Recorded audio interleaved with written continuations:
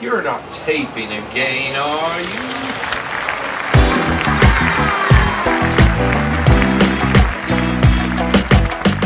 you? You know what really gripes my bottom? Discrimination.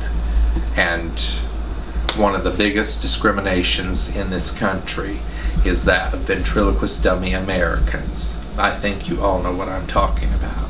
People are afraid of ventriloquist dummies in this country because of the way the media has portrayed them.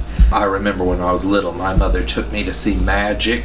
Was what, the late 70s? I was like 3 years old or something. Magic is fun when you're dead! Now, I have ventriloquist dummies at my house. So I have Willie Talk, Danny O'Day, and Carol Channing.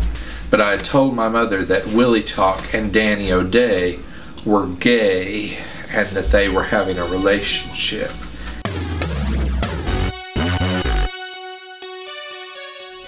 And my mother said she was going to buy him a female ventriloquist dummy, which is infuriating. That's another infuriating thing.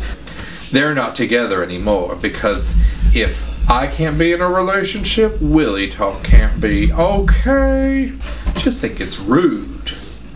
Oh, you know, one time we went to this book signing at a different light in West Hollywood, and people are like looking at that little Willie Talk, and they're like, oh, creepy. You know, he and I both picked up on it.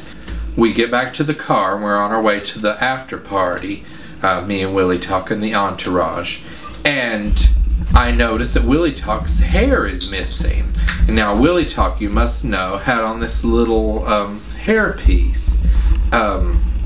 He had blonde hair naturally, but because he was adopted, I wanted him to look more like me, so I gave him a hairpiece. So I look at his hairpiece is gone. I'm like, oh my God, his hair is gone. So Anjanou, my friend who was hosting the event, she calls the store and she's like, one of our dolls lost its hairpiece. And they said, does it look like a hairy yarmulke? And she says, yes. So we sent Michelle and Ryan, our friends, back to the store to get it. And so I was so happy. That was a funny night because all of the people were just kept staring at Willie Talk as we would walk down the street like we were freaks. And you know, we're Americans. We pay our taxes. Willie Talk pays his taxes. He's been a great pianist for years. You should see those little fingers, those little plastic fingers go over the keys. He studied with the great Stanislavski, and it's just sad when I take the children out in their carriage to the park and people just glare at us like we have 3 heads. And I think that it needs to stop because there's room for everyone.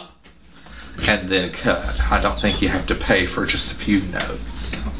And you know, one of my ventriloquist dummies appeared in my book, The Unfortunates by C.A. Smythe, available on Amazon.com. Please type in The Unfortunates by C.A. Smythe, because if you type The Unfortunates, then Lemony Snicket and all that crap will pop up. He's a wonderful little pianist.